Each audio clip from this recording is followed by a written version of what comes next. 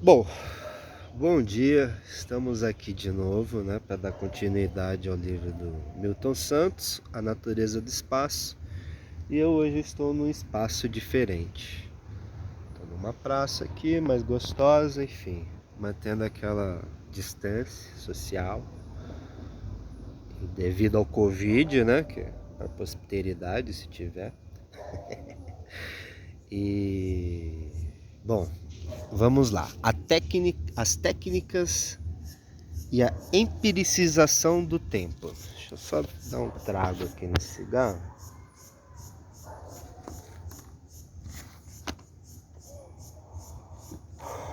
Lá vamos nós. As técnicas e a empiricização do tempo. Isso é boa, esse daqui, pô. Vamos lá. O enfoque das técnicas pode tornar-se fundamental quando se trata de enfrentar essa questão escorregadia das relações entre o tempo e o espaço em geografia.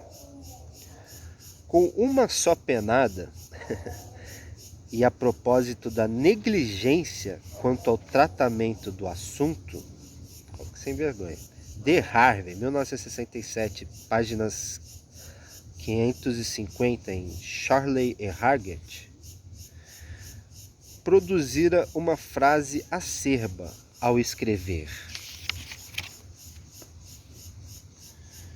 quanta gente envolvida!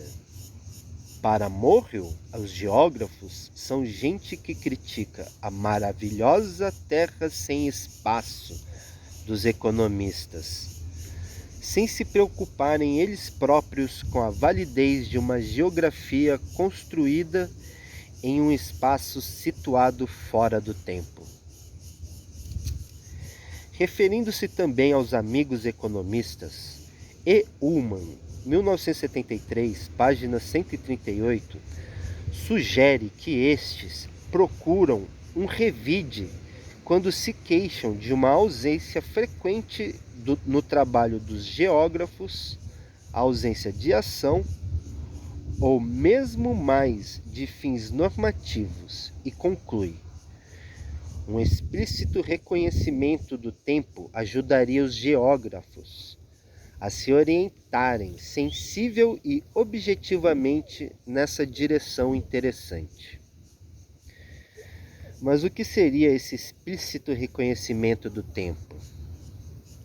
O estudo da modernização e da difusão de inovações, a delimitada... calma aí. Mas o que seria esse explícito reconhecimento do tempo? O estudo da modernização e da difusão de inovações, a delimitação de períodos históricos segundo as escalas geográficas, ou simplesmente o enunciado da inseparabilidade do tempo e do espaço? O tratamento da questão do tempo nos estudos geográficos não é mais um tabu, mas testemunha ainda uma certa frouxidão conceitual. Com frequência, o que vemos são circulações e tautologias e uma volta ao ponto de origem, malgrado alguns firmes avanços, como os registrados recentemente com a chamada Geografia do Tempo, de T. Hagerstrand. Como ir além do discurso que prega a necessidade de tratar paralelamente o tempo e o espaço, do discurso de crítica dos outros especialistas que menosprezam esse enfoque e do próprio discurso de autocrítica de uma geografia igualmente faltosa? Como ultrapassar o enunciado gratuito de um tempo unido ao espaço, mediante a relativização de um e de outro? Como traduzir em categorias analíticas essa mistura que faz com que o espaço seja também o tempo e vice-versa? A reafirmação das relações entre a geografia e a história é certamente o mais simples e positivamente o mais naif dos enfoques. É certo que Élisée Reclus havia escrito há um século que a geografia é a história no espaço e a história é a geografia no tempo.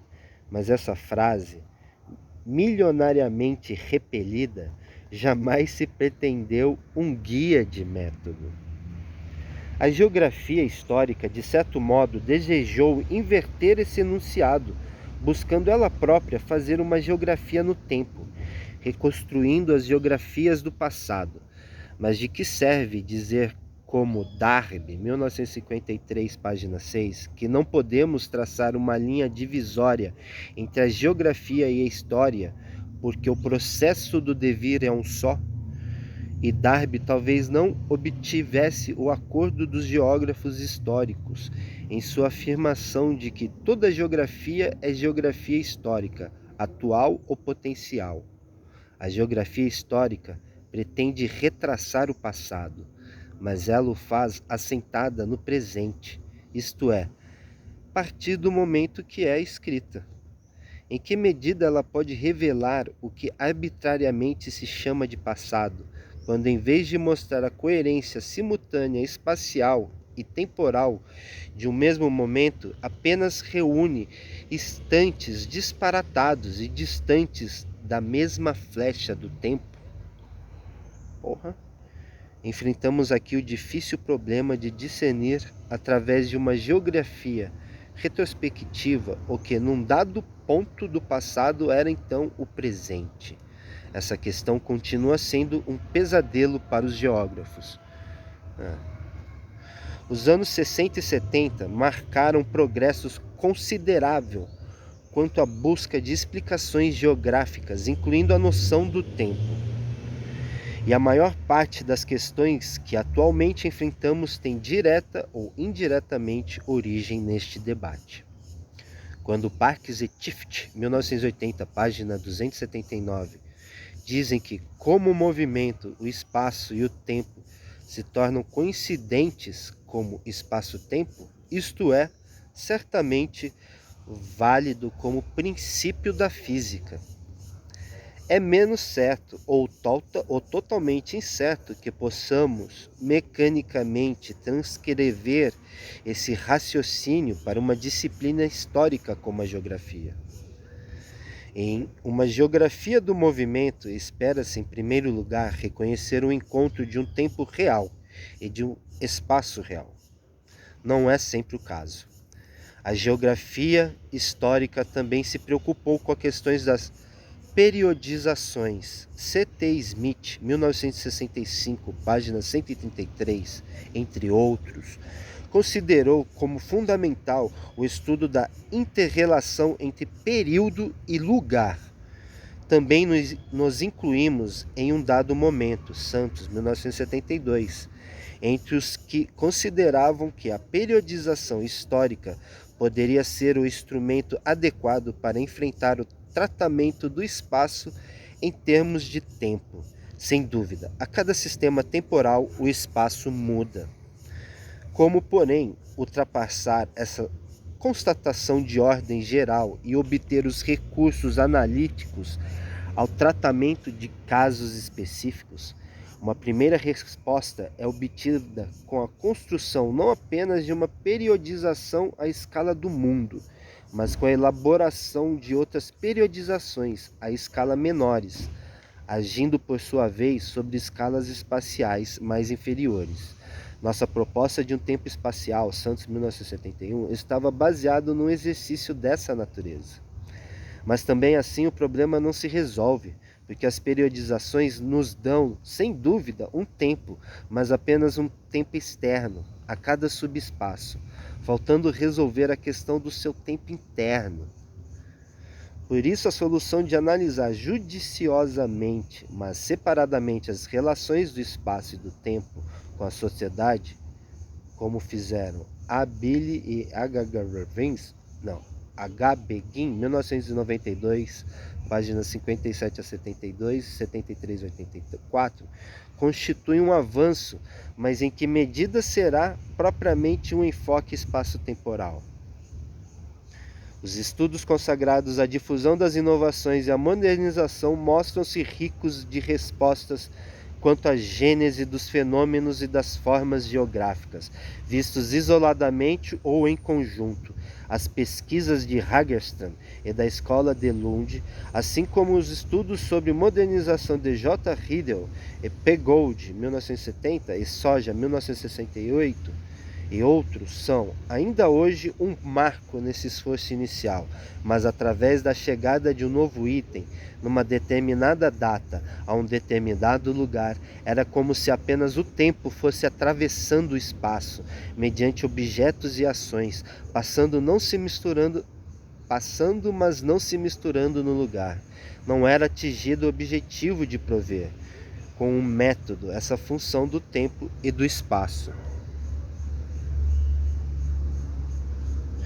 Desde que escreveu que pedir um registro dos fatos que leve em conta a unificação do tempo e do espaço é pedir muito, T. Hagerstrand, 1973, página 27, fez um avanço significativo em sua geografia do tempo. Sua proposta inclui o esforço de mapear o tempo de uma realidade em movimento, através do artifício de congelar os eventos em padrões geográficos, de modo a que sejam analisados segundo seus respectivos conteúdos. Mais recentemente, Hagerstrand, 1985, 1989 e 1991,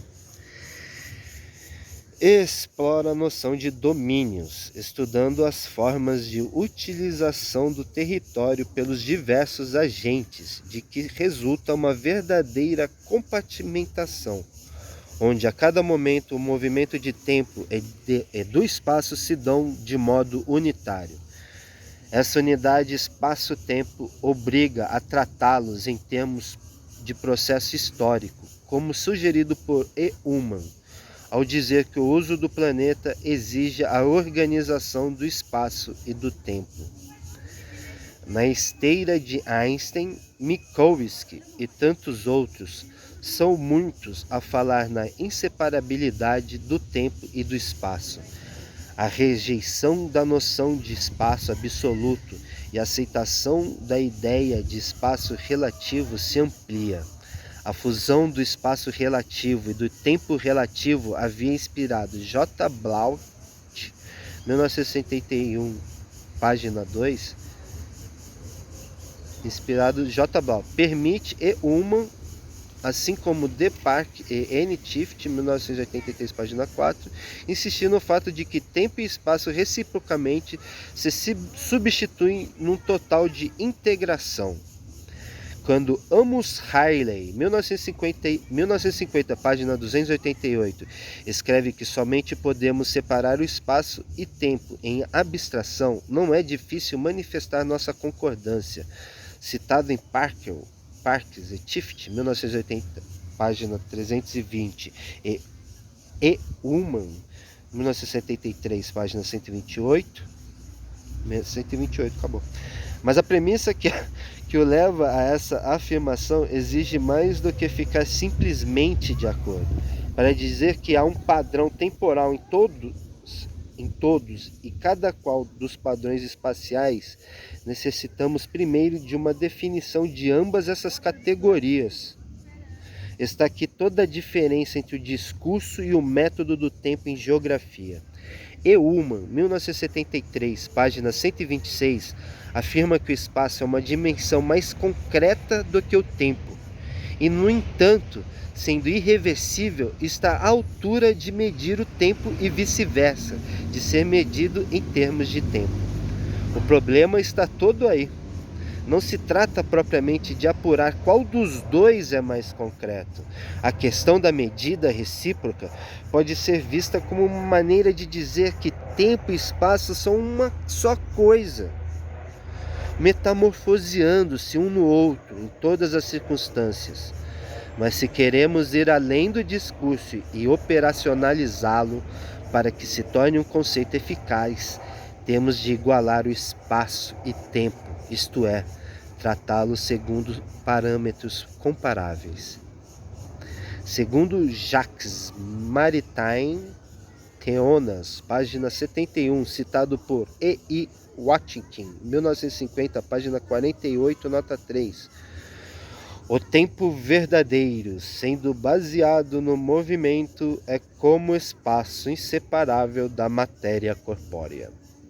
O espaço tem sempre um componente de materialidade, dando-lhe vem uma O espaço tem sempre um componente de materialidade, donde lhe vem uma parte de sua concretude e empiricidade. Se queremos unificar tempo e espaço, se pretendemos que possam ser mutuamente includentes, o tempo deve ser também empiricizado.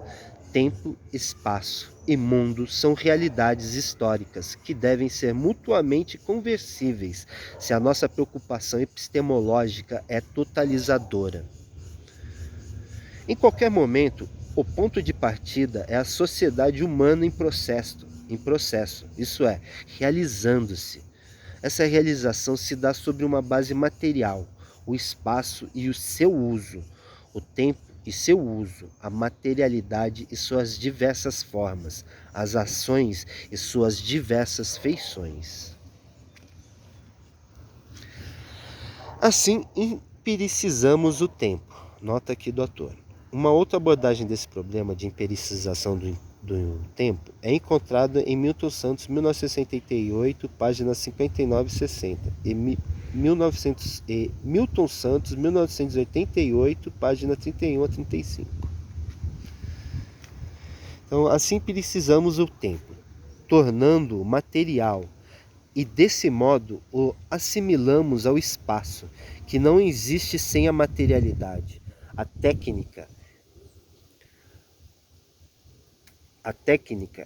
entra aqui como um traço de união, historicamente e epistemologicamente. As técnicas, de um lado, dão-nos a possibilidade de empiricização do tempo, e de outro lado, a possibilidade de uma qualificação precisa da materialidade sobre a qual as sociedades humanas trabalham. Então, essa empiricização pode ser a base de uma sistematização solidária com as características de cada época. Ao longo da história, as técnicas se dão como sistemas, diferentemente caracterizadas.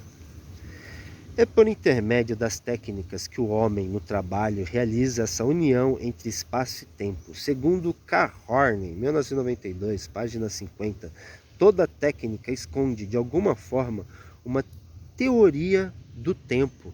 Aí nota do autor aqui. Técnicas e tempo estão, em toda a evidência, fortemente entrelaçados.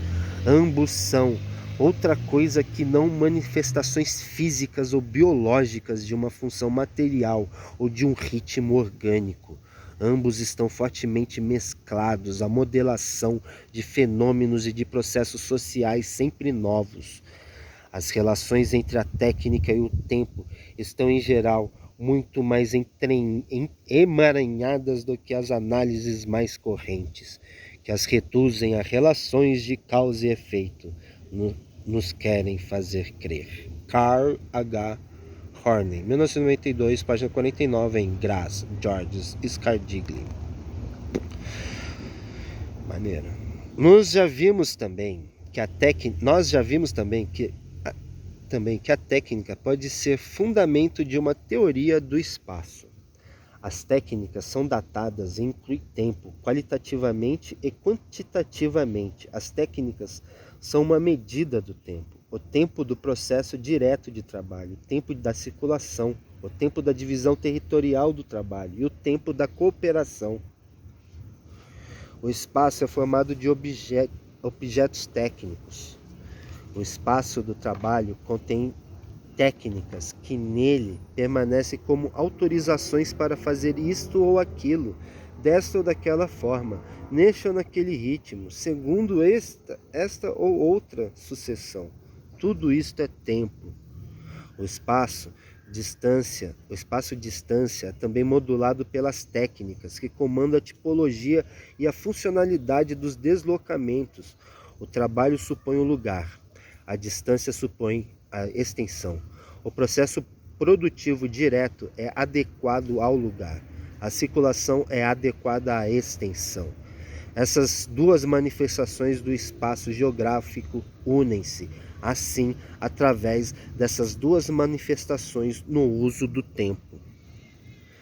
As técnicas participam na produção da percepção do espaço e também na percepção do tempo, tanto por sua existência física, que marca sensações diante da velocidade, como pelo seu imaginário. Esse imaginário tem uma forte base empírica. O espaço se impõe através das condições que ele oferece para a produção, para a circulação, para a residência, para a comunicação, para o exercício da política, para o exercício das crenças, para o lazer e como condição de viver bem. Como meio operacional, presta-se a uma avaliação objetiva e como meio percebido está subordinado a uma avaliação subjetiva. Mas o mesmo espaço pode ser visto como terreno das operações individuais e coletivas, ou como realidade percebida. Na realidade, o que há são invasões recíprocas entre o operacional e o percebido. Ambos têm a técnica como origem, e por essa via, nossa avaliação acaba por ser uma síntese entre o objetivo e o subjetivo. A técnica é, pois, um dado constitutivo do espaço e do tempo operacionais e do espaço e do tempo. Ai, caralho! A técnica é, pois, um dado constitutivo do espaço e do tempo operacionais e do espaço e do tempo percebidos. Brock e Webb, 1978, G. N. Fisher, 1980. Nota. Brock e Webb, 1968, página 30. Distinguem no entorno um meio operacional e um meio cognitivo. G. N. Fisher, 1980, página 21. Propôs reconhecer a existência paralela de um espaço usado como material que se consome e percebido como mercadoria que se compra. Ela poderia, assim, ser essa buscada referência comum, esse elemento unitário capaz de assegurar a equivalência tempo e espaço. Através do processo da produção, o espaço torna o tempo concreto. Assim, a noção do trabalho, mais uma nota do autor. De fato, o desenvolvimento do tempo como duração social incorpora o espaço à história dos grupos e evidencia os diferentes aspectos da solidariedade entre ambos. O espaço se incorpora à sociedade por meio do trabalho, que o transforma sem cessar e o define, fazendo que o mundo possa ser percebido como atividade sensível, total e viva dos indivíduos. Antônio Cândido, Os Parceiros do Rio Bonito, citado por Maria Silvia de Carvalho Franco. Antônio Cândido revela o universo caipira. Folha de São Paulo, 23/6/1990, caderno Letras, página 6. Você viu o cara, né? Ele é lindo, né? Então voltemos. Vou voltar aqui. Através do processo de produção, o espaço torna o tempo concreto. Assim, a noção de trabalho e a de instrumento de trabalho são muito importantes na explicação geográfica, tanto ou mais do que no estudo dos modos de produção. O trabalho realizado em cada época supõe um conjunto historicamente determinado de técnicas, segundo uma frase muito frequentemente citada de Marx. Capítulo 1, página 132, edição de M. Haneke. O que distingue as épocas econômicas umas das outras não é o que se faz, mas como se faz, com que instrumentos de trabalho. Esta noção tem, pois, um valor histórico e espacial. A cada lugar geográfico concreto corresponde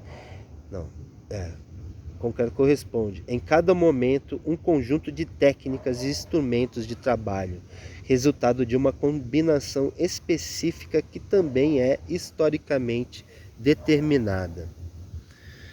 Então a gente acaba aqui essa parte, a próxima é a idade de um lugar.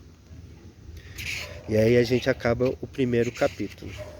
Beleza? Então, até a próxima. O cara é lindo, foda, maravilhoso. Falou.